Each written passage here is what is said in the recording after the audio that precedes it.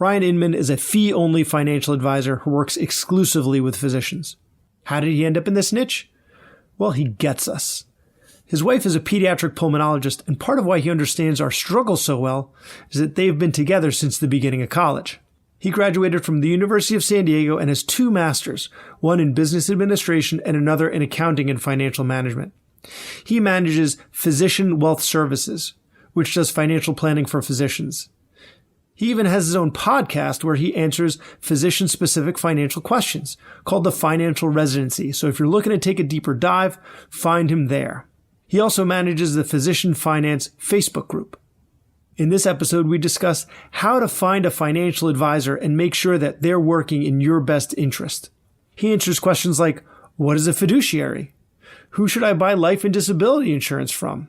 Is picking stocks and timing the market possible with enough research? What services should a financial advisor provide?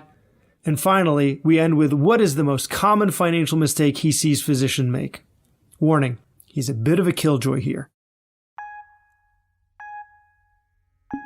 Welcome to the Physician's Guide to Doctoring, a practical guide for practicing physicians. Dr. Bradley Block interviews experts in and out of medicine to find out everything we should have been learning while we were memorizing Krebs cycle. The ideas expressed on this podcast are those of the interviewer and interviewee and do not represent those of their respective employers. And now, here's Dr. Bradley Block. Ryan Inman, thanks so much for being on the show today. Hey, thanks for having me. I'm really excited to be here. So you're a fee-only financial advisor. So today we're going to help people decide how to choose their financial advisor. If they're making their first foray into attendingship, they don't feel comfortable managing their money. They want some expert assistance. And before the show, we were talking about Dr. Google, right? So our patients will look up their symptoms, try to figure out their diagnosis, and think that they can match our expertise given medical school and residency and all their user experience. And I find that there are a lot of financial bloggers out there that have this as their side hustle, and they think that they can match a professional financial advisor's input. So today, we're going to take the time to really explain why there's a lot of value in a financial advisor and then how to pick one. So you chose a fee-only model. So there's an assets under management model, which is if I have $1 million in the bank and they take 1% of it as their annual fee, then I would think, right, they're trying to make me more money because the more money I have, the more money they make, right? But that's not the model that you chose. Why did you choose a fee-only model? Yeah. So let me back up real quick. And I joke, by the way, just so everyone's clear, all the time with my wife of that I'm going to WebMD something and prove her wrong, which never ends up working. But I threaten and it loses every time. But so there's a fee-only model and a fee-based model. And the difference, I mean, it sounds super similar. Everyone gets it confused. Even when they're trying to recommend a fee-only advisor, they say, yeah, work with a fee-based advisor. So I think we should probably start there. Fee-based advisors, which NAPFA did a study and said basically over 97% of anyone who calls himself an advisor or a planner is fee-based. And what that means is not only can they charge, like, let's say a financial planning fee to do work, whether it's a one-time fee or an ongoing fee, it doesn't matter, but they can also sell products. And then with products, you're going to earn either commissions or some kind of, like, let's say, kickback from either whatever you're selling, typically insurance, but also could be investments. And a lot of the big brokerage houses, so I'm going to say like the Merrill Lynch's, the Morgan Stanley's, Edward Jones's, Raymond James, those guys, they're all fee-based advisors. And it doesn't mean that they're bad people. It just means that their compensation structure is bad because their compensation structure, the way that they bring home money for their family to eat, is essentially selling you products. Some products you need, most products you don't. The investments that they can actually give to you are with those big brokerage houses are actually coming from essentially like their headquarters, their head office. So at Merrill Lynch, it's coming from New York. They say, hey, all of our advisors, you can only put your clients into these X number of funds. And that's all you have to choose from. You couldn't go off and try to buy individual stocks or do other things. Like they're really kind of handcuffed because from a compliance standpoint, they need to make sure that their 20,000 advisors are doing the right thing. So that's what fee-based advising is. And just because they work for a big brokerage doesn't mean that, again, that they're bad. It just is a different form. Even if you don't work for a big brokerage house, and I could have started off my own firm and done fee-based planning, which again, because more than 97% of all advisors are fee-based, you can imagine that anyone out there most often are going to be fee-based. They're selling products. And the reason why I chose not to go that route is because I don't want to have any conflicts of interest with my clients. I want them to know that they're coming to me for my experience and my advice, and they should be able to trust that. That's what they're paying me for. Not, Ryan told me that, I should buy this disability policy that he's selling me. Is he telling me that because he makes more money? Or is he telling me that because it's the right thing for me? So I wanted to eliminate as many conflicts of interest as I possibly could. And that is really, where fee-based is. Fee-only is they can actually charge assets under management just like the fee-based people, or, you can charge a variety of ways. A flat fee way is the way that we charge. But I chose that because I think allows me to sleep better at night, knowing that I'm giving great advice for a fair price. And even though I make less money by not selling products, it allows me to remain a fiduciary as well as allow clients to know that I really don't have any conflicts of interest. Wait, just use the big word, fiduciary. Oh, okay. What is a fiduciary? It's someone that is legally responsible to act in your best interest. And who wouldn't want that? Like, I'm not going to go to the doctor and let's say and I know you're an ENT, but let's say you're just paid by writing prescriptions, which I know there's some out there that are that way. But let's say that the only way you were compensated is by writing more prescriptions. I go to you, you're likely to give me a prescription because that's the way you're paid. Why would I want to go to someone like that versus someone who can actually assess the situation, look at my labs and everything and go, maybe if you just exercised and weren't overweight, maybe you don't need this prescription to lower your blood pressure or whatever it is.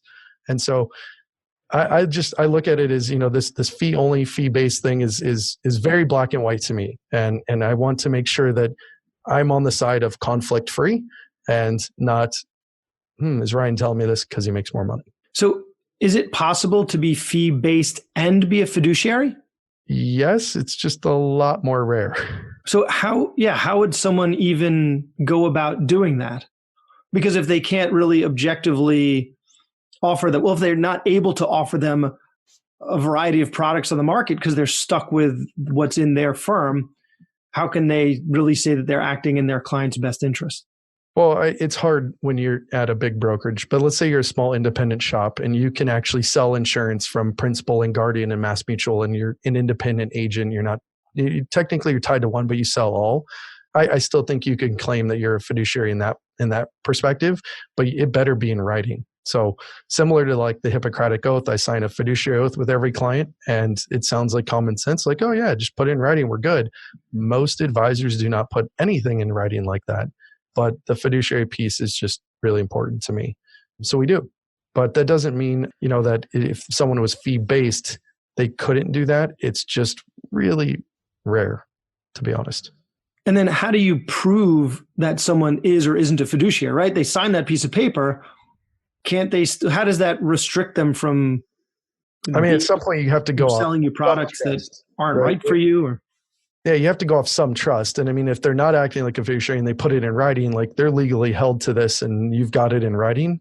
If they don't act in that, then you obviously have a case to kind of build against them if they weren't acting in your best interest. And there was a lot of hype several years ago around advisors being forced to be fiduciaries. This is so bad that in my industry, we're having to create laws to tell people like you need to be good and kind and respectful to other people and be fiduciaries and put their best interest ahead of your own. Unfortunately, that literally was only in retirement accounts. And it was essentially saying like, you can't sell these crap products in someone's IRA, but then you could take your fiduciary hat off and put on the I am a horrible person hat and go sell them this terrible annuity or whatever it is in basically a non-retirement account. And the entire industry freaked out because it would have crushed all of their other advisors that were basically selling these products into retirement accounts. It's kind of unfortunate. I think when it comes down to it, any industry can't regulate itself, right? I think you always need to have outside regulators. And I think so of medicine as well. I think the current system doesn't work, but I think that's true in any profession, that we all like to think that we can regulate ourselves. But in reality, you really need some outside perspective to keep everybody in line. So I really don't think that's specific to your field. Yeah, but back to the original thing with the assets under management model, right? So there's the AUM model, as it's referred. Sometimes AUA, assets under advisement. Advisors can charge on that. And what that means, I guess I should say, is that the AUM, or assets under management, is accounts that we would actually manage from our firm, like at, let's say, TD Ameritrade, where we custody clients' funds. The assets under advisement would be, let's say you have a work sponsor plan like a 401k, and I'm going to give you recommendations on that and then charge for my recommendations on that. And other advisors do that all the time. I mean, some advisors are even charging on 529s, which is ridiculous. If your advisor's charging on 529, that is just a terrible advisor, to be honest. Well, I think in New York State, we have two options for 529s. Do you want to be aggressively invested or not so aggressively invested? If I remember correctly, when I set up my son's accounts. So if someone's billing me for that, then it better be a pretty small bill.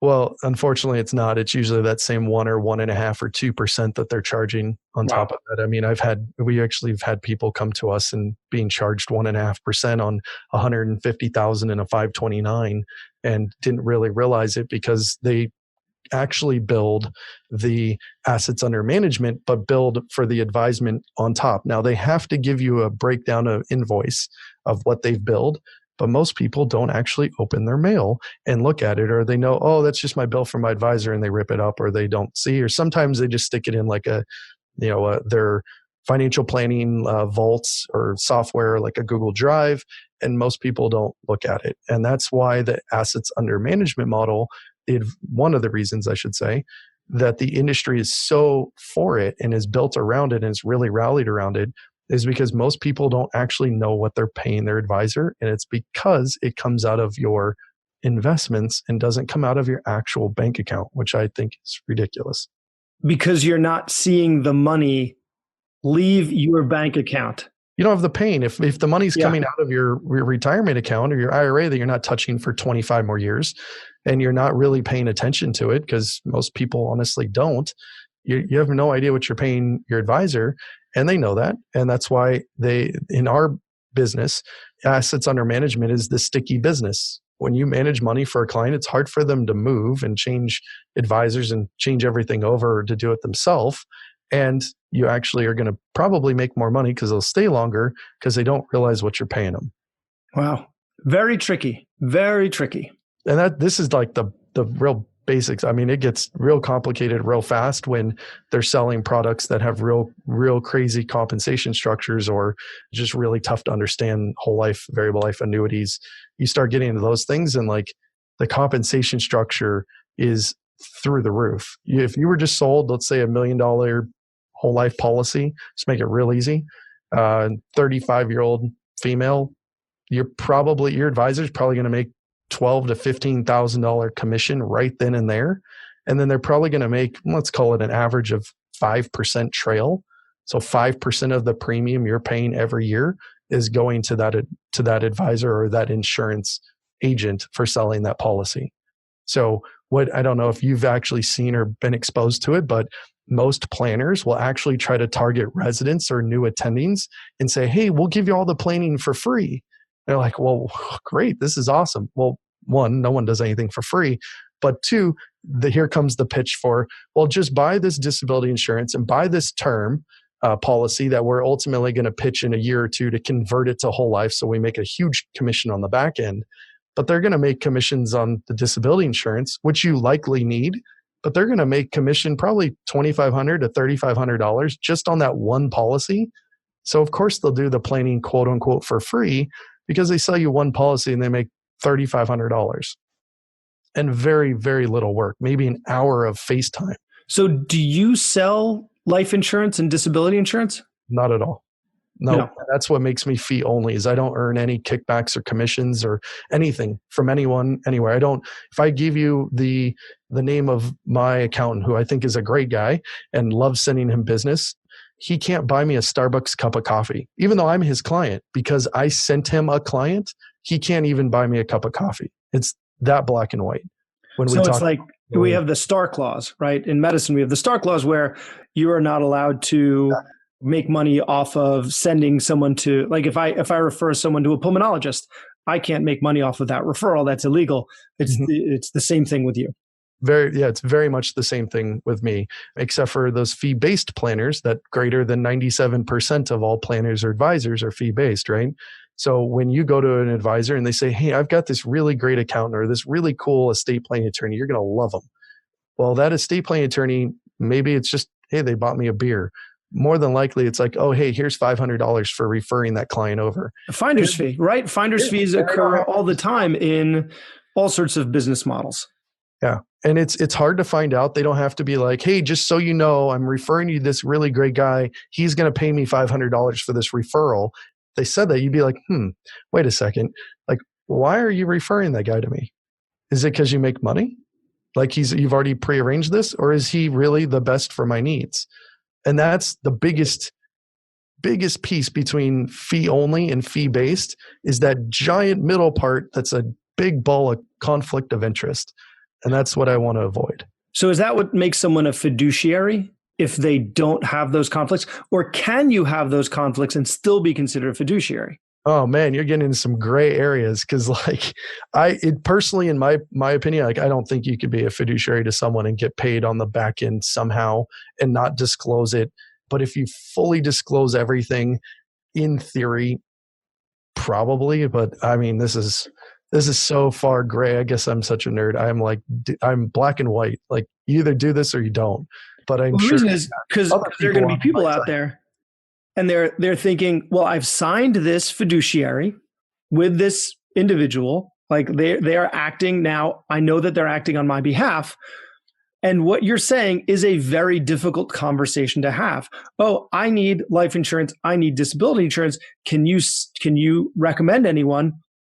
Then you have to say, do you make any money off of sending me to that person? Like now you're basically saying to your financial advisor, I don't trust you. Right. And that's a very difficult conversation to have. I think you're asking more disclosure, like, hey, how do you benefit from this? And their answer should be, you pay me for my advice and my experience. I benefit by helping you. I don't make any extra money off that. That should be it. And I hope everyone asks that question because we will see the inverse. The more people that ask that question, the more people will switch to fee only because they will lose a lot of business, a lot. Because once most people start asking that question of like, how do I actually pay you? Like, what am I paying you? And how is it calculated? And do you make money from any other sources, like on my behalf? Or is it just coming from me? And the answer should be, the only money I make is coming from you, the client. And if it's not, your advisor's fee-based and they have conflicts of interest. Again, doesn't make them bad people. It just means that their compensation structure is faulty.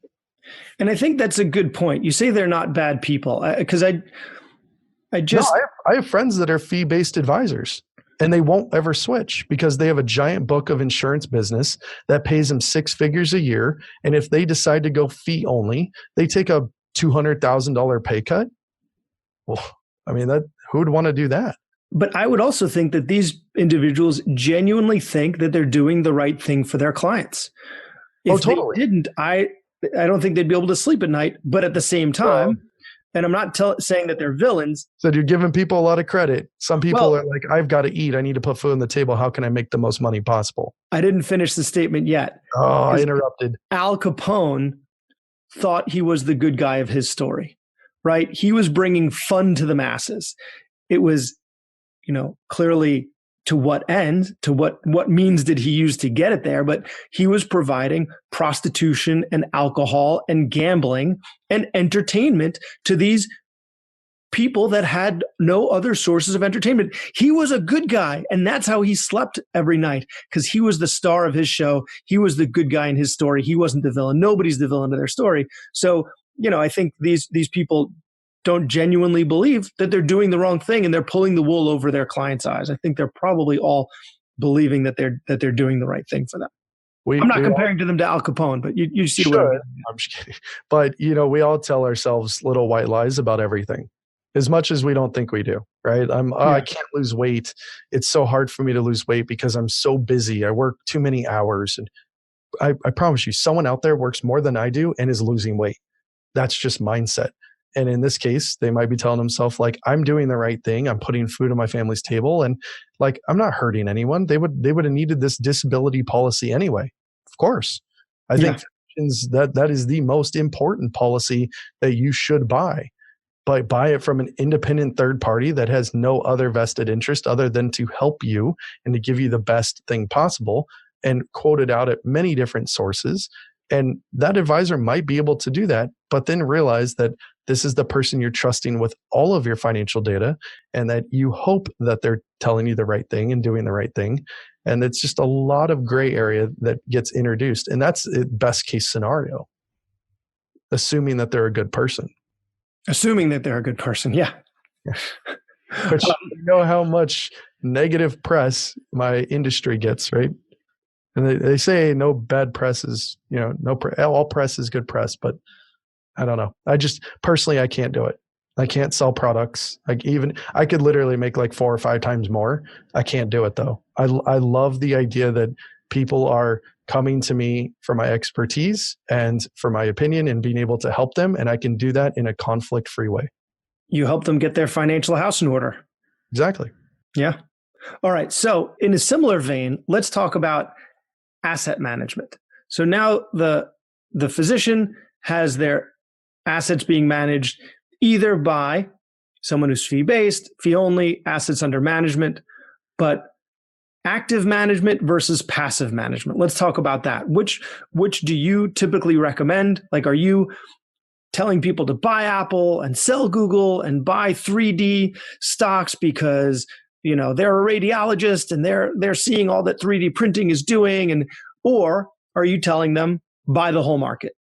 So do you know who Jim Cramer is? And he's on CNBC, and he gives you like advice to buy this hot stock and sell this. Oh yeah. He's a caricature of a human being. He's like, right? Like, absolutely. He's a radio host that you can see because he's on TV, because he's got all those sounds and everything. Yeah. Yeah. If someone doesn't know who he is, here you go. Sell, sell, sell. Buy, buy, buy. Right? He's like, buy, buy this, sell this. Like it's a game to him, right? He's going through and he's producing entertainment. Well, that's active management, basically. He's essentially saying this stock is going to outperform the market as a whole, which is their benchmark. Okay. And he's saying, hey, Apple's going to do these amazing things. It's going to come out with the iPhone 400 because we're probably at this point, and it's going to blow everything out of the water, and it's going to outperform the market. And we think it's going to do 20%, right? Whereas the market, we're ballparking, it's going to do 8%.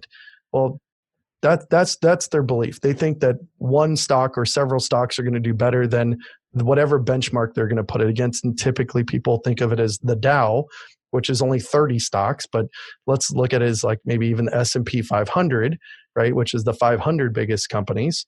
And they're trying to beat that benchmark. And that's called active management. And there's mutual funds out there that spend millions and millions and millions of dollars on research and staffing and just all sorts of stuff to try to figure out how to beat the market. Some people are really good at it. Think Warren Buffett. Okay. That guy is amazing. How many Warren Buffetts are there in the world? Well, obviously there's one, but there's a few people that are like him. But he's very, very rare. Whereas you have thousands and tens of thousands of these mutual fund companies out there trying to be basically the Warren Buffetts of the world and trying to beat the market. And there is Nobel Prize winning research that shows that they are incorrect. And the longer you go out in time, the more likely the majority of them are going to be wrong. I think the numbers are, you go out 10 years, and almost 9 out of 10 of those mutual fund companies, or 90 out of 100, are not going to beat the market as a whole, their benchmark. If you go out like 15 years, it's like 95% of them aren't going to beat the market. So where do I go? I go onto the passive investment management style, which is let's buy the market. Let's own the market as cheap as possible, be as highly diverse as possible, because now instead of owning, let's say, those 5 stocks that we mentioned before, or whatever it was, I'm going to own 3,000 or 3,600 stocks. I'm going to own the whole US stock market.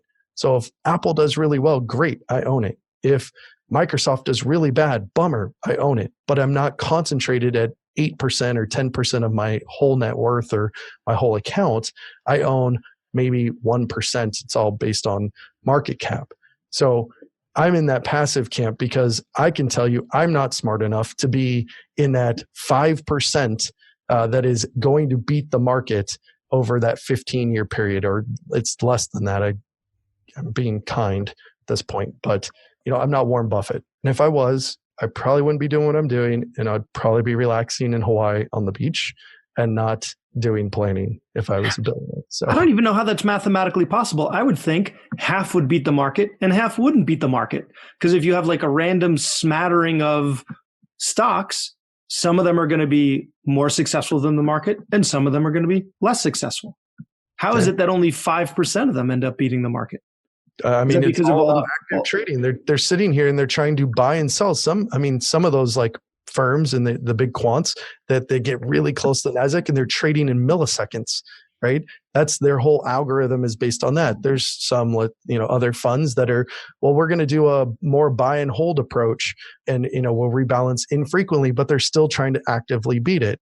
There's long short funds. There's all sorts of different funds out there that are doing things and they're transacting all the time.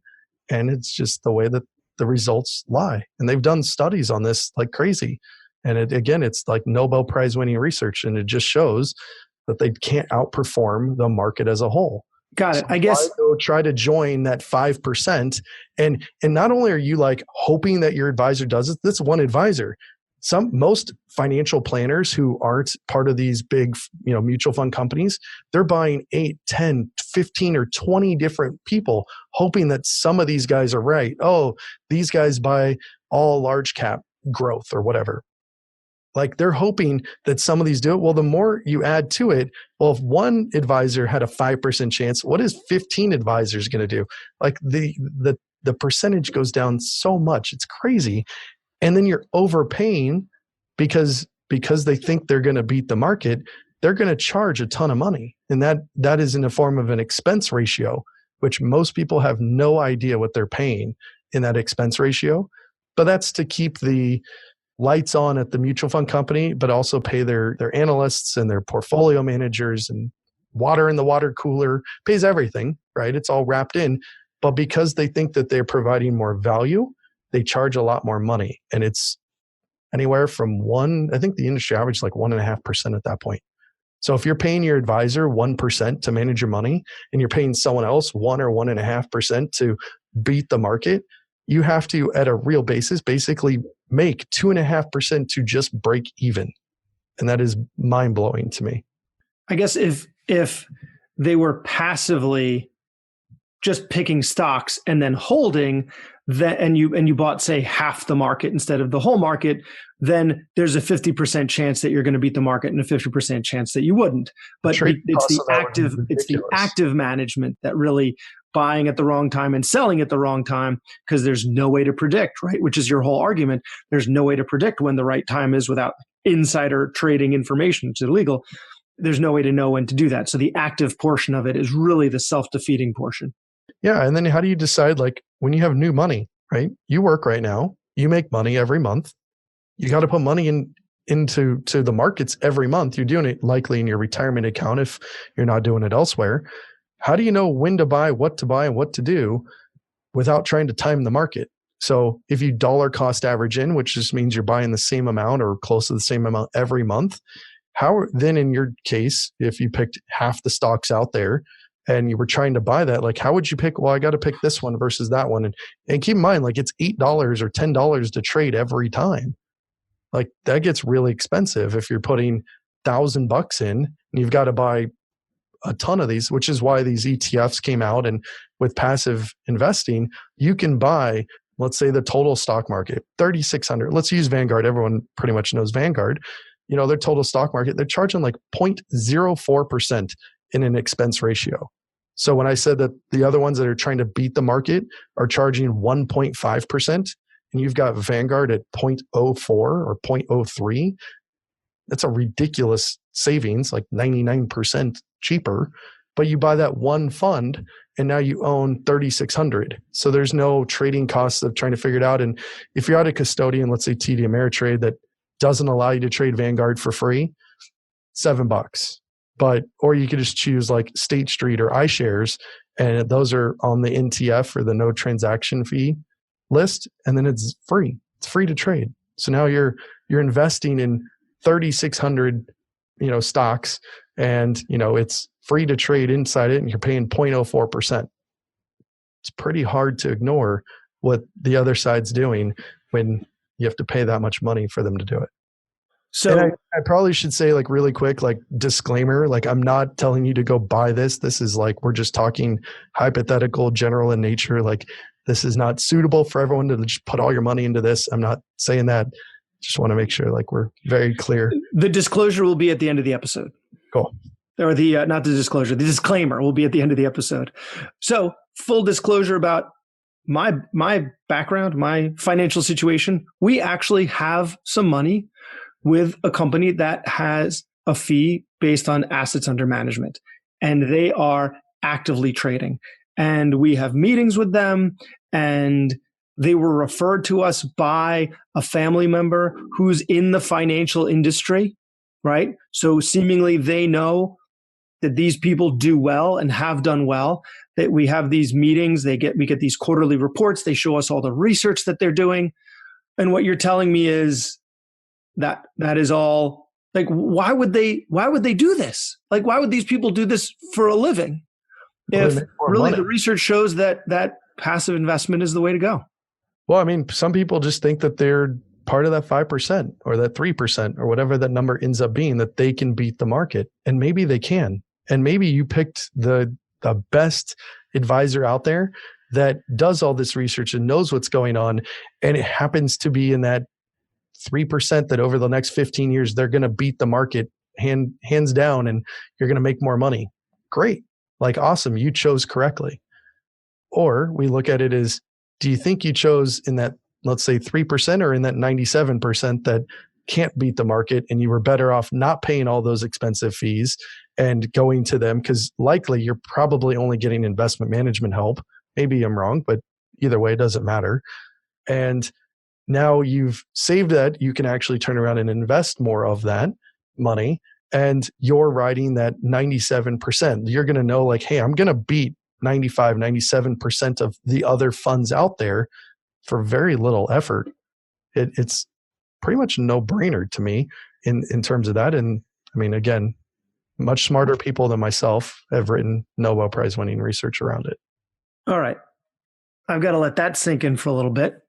So yeah, I just know, and I know so many people that do things the way that I do, right? Like, well, how did you find your financial advisor? Well, he's my dad's financial advisor, and he seems like a totally nice guy. And he took me out for dinner, and he seems really knowledgeable, and he's been doing really well with my dad's money. So I just realized that everything that just came out of my mouth was extremely sexist, because everyone in that interaction was male. But that aside, I just know so many people that find and keep their financial advisors that way. And it sounds like you're saying, or the one that I hear, that whole up. It was good for Dr. Barnes, it was good enough for me. It's exactly. Like, that was the only qualification? That blows my mind. But hey, I mean, he could be, or she could be a great advisor and be able to help you walk through cash flow and budgeting and other investments and your insurances and your employer benefits and just the behavioral side of money. They could be doing all these great things to earn that fee and more. And maybe they're awesome and can pick stocks on top of it. But the likelihood, the probability of that happening is low. I would imagine that those 3% or 5% that do beat the market, because your example was Warren Buffett. Warren Buffett doesn't just buy stock. I'm pretty sure he buys stock in a company that he then takes over and actively manages. So he's not actively managing when to, what stocks to buy and sell and when. He's actively managing the company in the stock that he bought, or at least has significant influence in things like that. So he's a lot more communication with people in a lot higher powers than any of us listening or talking do, right? I mean, he's been around a long time. Not calling him old, but he is old, and he knows the ways, and he moves billions of dollars around to acquire companies that he thinks he can add value to in some way, shape, or form. That he can add value to those, or that have a significant moat around them. Coca-Cola. Everyone knows what a soda is, a Coke is. Most people call it Coke, even if they're drinking Pepsi. It's kind of ridiculous, right? So he invests in high quality companies like that either have that value or he can provide that value. None of us are putting $1 billion into anything, and we're investing $500 or $1,000 or $2,000 at a time. It's very, very different. So you mentioned that there are other services that a financial advisor should be providing or can be providing, right? That one company, they've advised us on matters, but we really don't come to them with, my wife and I make most of the financial, or make all the financial decisions. They just happen to have a bit of our money that they're managing. Okay. So what else should we be asking them, or put another way, what else would a financial advisor provide? What are their services? Yeah. Well, one, I mean, just to recap on this, you should know what you're paying them. And I'm not saying you, I'm just saying anyone listening. You should know what you pay your advisor and be able to look at it and go, am I getting the value out of this relationship? Yes or no. Your advisor should be looking at your whole financial picture, very holistically. I mean, literally all the way down to like your car insurance. Have they looked and analyzed, are you protecting your income completely through disability, through term insurance? If they're selling you whole life insurance, you need to just part with that advisor, go find someone else because they're taking you to the cleaners. That type of policy is like good for 2% or less of the population, yet it's sold to the other 98% who shouldn't be buying it, unfortunately. But you should be looking at, like I said, your employer benefits. They should be able to tell you like, hey, this is how much is in your 401k. This is how you should be managing the 401k, but also like, what are your other benefits? Oh, you have long-term disability, you have short-term disability. Like, hey, you should be taking some of the term coverage because it's $500,000 and it only costs you $4 a paycheck. Hey, make sure you're taking the legal services because you should be getting estate planning done. You don't know what that is? Oh, well, how about this? Come in and we'll act as like a paraplanner or paralegal, and we're going to ask you all the questions you need to know in order to go and make the best decision and optimize your time with a true estate planning attorney and having that discussion with you. You should be understanding all of your insurances and honestly not being sold by that person what the insurances are, but they should be doing a full review of everything, making sure that you have it, making sure you have umbrella coverage. Is your car insurance adequate and up to speed? Most residents, they're just trying to get by and it's survival. Totally get it. My wife and I were there. It's literally survival. But when you finish and you're now making like what you really should be worth, honestly, you most times forget to actually increase your auto coverage. And if you got umbrella, they're going to force you to get something, but usually it's not enough. Are you doing cash flow planning? The first 5, maybe 10 years out of your training, investment returns don't matter as much. And I'm going to say that because you don't have a lot of money to invest. So make sure that you understand where your money's going. How is it coming in and how is it going out? And I did a show called The Dreaded B Word, and that's for budgeting. And most people don't like budgeting. I think traditional budgeting just doesn't account for like life's goals and what you're trying to accomplish. But you need to know from, let's say, a cash flow planning standpoint, which is like today looking forward, what do you think you're going to spend? Like, you need to know those things, and your advisor should be right there helping you.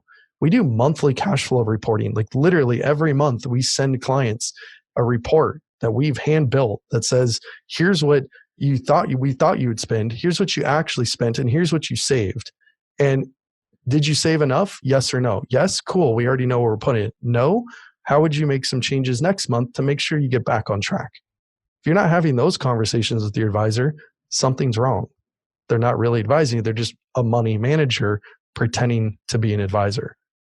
How does one go about finding? Is there like a list of all of you guys somewhere?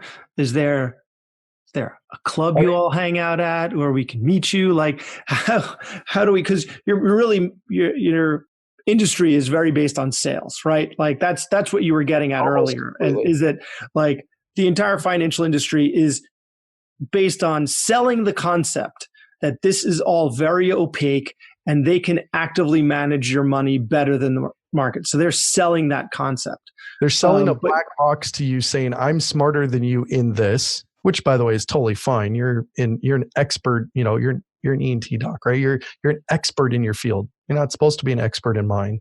But my industry throws it in your face and says, you don't know what we do. We're not going to tell you what we do, but we're going to charge you a bunch of money just to do this one little thing.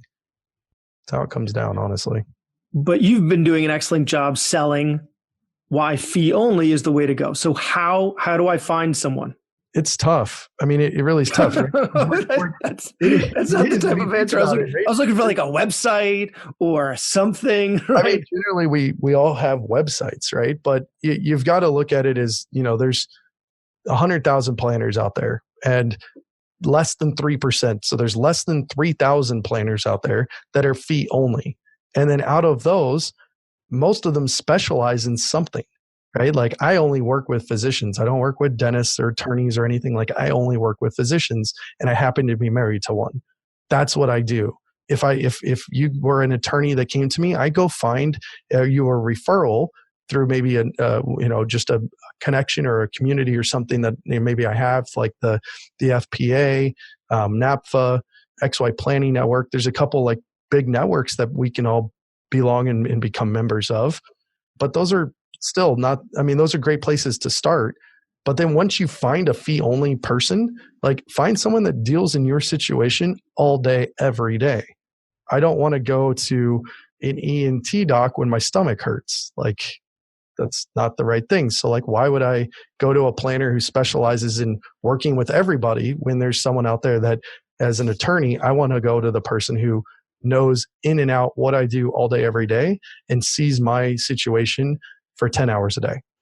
And just so our listeners know, if you do type into Google fee-only financial planner for physicians, the top listing is the white coat investor, who is an emergency department physician and not a financial advisor. The third one is Ryan Inman, the gentleman we're speaking to right now. So if you are going to use Google to find your fee-only financial advisor, you'll end up with this guy right here. So it seems like Google, for this particular question, is spot on. Yeah, they know what people search for. They know what people need. And when you put something in, hopefully you're getting a good result. So happy to know I come up in that. But I would go to someone who literally specializes in what you do all day, every day. And to find someone, like I feel like sometimes like I'm a unicorn because I'm not targeting physicians because I think they're wealthy. Honestly, they're not. Most of them are income statement rich and balance sheet poor. And that's why I've advised on like 4 times as much student debt as I have in money that I manage. It just happens that way. And back to the advisor of what they should be doing, they should know a whole lot more about student debt than you do. Even though you took out the loans, you know all the paperwork, like they should know the ins and outs of all the repayment options and all the things that go with student debt. And we had a couple shows ago was with the physician philosopher, and one of the things that he goes into is the different. We just touched the surface of the different repayment system, and that's very complicated. It's very opaque. So, and that's repayment of debt for physicians is such a huge issue. So if your financial advisor doesn't know about the ins and outs of repayment options for physician loans, then either they learn about it or you find someone who does. Yeah, we're actually teaching them. One of my side projects is a company called Loan Buddy, and it's software actually that's targeted for advisors, and it allows them to understand and analyze their client's student debt without really having to be a nerd at it. And so it allows them to get all the information they need, plug it into my software, and then do it. And I think we're at, I don't know, close to $200 million of debt analyzed on that platform already. So I'm helping advisors learn how to do this. Like, it's that big of a problem. I hate student debt. I hate how hard it is. It's very frustrating. Our average client is almost $300,000 in debt. I don't care what the AMA puts out at $180,000. It's wrong. Like, everyone that we see is, our average is literally, it's like $298,000. It's a lot of money, and it's frustrating. And I see people delaying getting married, delaying having kids. They feel horrible that they're walking around with this amount of debt. I mean, it's sad. It's frustrating. Like, we were there. We were fortunate that my wife was able to essentially live at home, have in-state tuition, did all the right stuff. And, we were able to squash her debt really fast. But, we had a lot going for us. She had tons of scholarships for undergrad. Again, she lived at home. She took out the least amount of loans possible. Like, we were fortunate that, when she finished, it was just under $180,000 in total. But not everyone's that lucky. And it's you did what I tried to do in medical school, which is I tried to marry a doctor. That's why I went to medical school. That's funny. It didn't work out for me. My wife and I actually met when we were 18, like freshman year of college. So I got in really early before she knew anything better. You're like, man, I'm going to be married to a doctor. And then the debt hit you. Then you find out what it really means. It's funny when we were dating in college, like her dad was pushing her to be a doctor. My wife's extremely smart, like perfect score on SAT and ACT. Like, she's brilliant. I'm totally cool saying it publicly, privately, whatever. Like, she's way smarter than I am. But because dad wanted her to become a doctor, she was really pushing back. And then all of a sudden it was like, I think I'm going to become a doctor. I was like, oh, it's about time. Okay. She goes, don't worry. It's just 4 years of med school and 3 years of residency. I'm like, wait, that sounds like a lot, honey. Like, you sure you want to do that? She goes, yeah, let's do it. Like, all right, I support you. And then it was, as residency is starting to wind down, it's like, by the way, I kind of want to do 3 more years of pediatric pulmonary, like that fellowship. And I'm like, okay, let's do it. So this is never going to end. I'm like, yeah, I mean, sometimes it felt that way. But, that's why when he came out, I mean, she only took out like 120 something thousand, but, making those income driven repayments where it's based on your actual income and poverty line and family size and all that, we weren't even covering the interest on it. So interest accrued, and it was about almost $180,000 when it was all said and done. And we opted to not go for public service loan forgiveness and to just pay it down. But some options for people are public service loan forgiveness is the best. And some, like us, it wasn't. So we refinanced and paid it off. So we're running short on time right now. So I just wanted to give you the opportunity to give just one piece of advice. I mean, this has been chock full of great information and great advice. But when you take physicians on as clients, either they've never had a financial advisor before, or they've had a financial advisor that's been giving them advice that you wouldn't agree with, what's just one common mistake that you see that you want all physicians to be aware of? Lifestyle inflation. Seriously. Like, you delay gratification. We were there. I totally get it. Like, you're putting all these things off. You don't make a ton of money. You finally are out. You're finally making great money. And you're like, well, I deserve this. And you go buy the Tesla and the big house. And you might forget that you have student debt that's coming due, and you're off the income driven repayment plan. And maybe you need to, whether you're still going to be on the standard plan and going for PSLF, or you refinance, whatever it is, like, that payment's coming due. You will have to calculate that out into your spending. But most of the time it's, well, I've been waiting. I now need a new car because I've been driving the same car for 12 years and it barely works. And it's a safety concern. Well, it makes sense. But you don't need necessarily the Tesla or the new doctor $1.25 million home, whatever it is. Get a starter home. You deserve it. I agree, but don't let your lifestyle inflate like crazy. And I look at it as, give yourself a 50% raise. And if everyone just gave them a 50% raise, which, by the way, anyone in the corporate world would freak out if they got a 50% raise. But if you just gave yourself a 50% raise, and then you actually saved the rest, whether that was to pay down debt aggressively or to actually increase your savings, your 401ks, and IRAs and taxable accounts, whatever it may be in your situation, or paying off consumer debt because you racked up some credit card debt while going around for interviews at the end. Like, if you can do that, you will be on your way to financial success.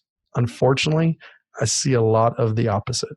Where were you when I finished residency? My two of my best friends, both orthopedic surgeons, both convinced me to give up my Trans Am, which I loved. Yes, I was driving a Trans Am. Awesome. And get an Infinity Coupe, which was totally not my style. And the worst part about it was I was living in Manhattan, commuting to Long Island, and you live in San Diego, so it's not the same. I get it. But there is surfing on Long Island, and there are no surf racks for an Infinity Coupe. That was the worst part about it. And yes, I was spending a lot more money on a car than I needed to. Well, and then I had to buy parking for it living in Manhattan. So I needed you, Ryan, I needed you, and you weren't there. I'm so sorry. Well, I'm here now. I'm here to help. I'm here to help, my friend. And I appreciate that. Well, listen, this has been extremely informative. And, for all those people that have someone else managing their money right now, even if they're trying to do it themselves, you asked a lot of excellent questions. And it sounds like even one meeting with a financial advisor like you would be extraordinarily informative and probably a huge wake-up call for the physicians out there. So really, I appreciate you taking the time and letting us all know what we should be doing with our first phone call tomorrow. I appreciate it. Thanks so much for having me on. That was Dr. Bradley Block at the Physician's Guide to Doctoring. He can be found at physiciansguidetodoctoring.com or wherever you get your podcasts. If you have a question for a previous guest or have an idea for a future episode, send a comment on the webpage. Also, please be sure to leave a 5-star review on your preferred podcast platform. We'll see you next time on the Physician's Guide to Doctoring.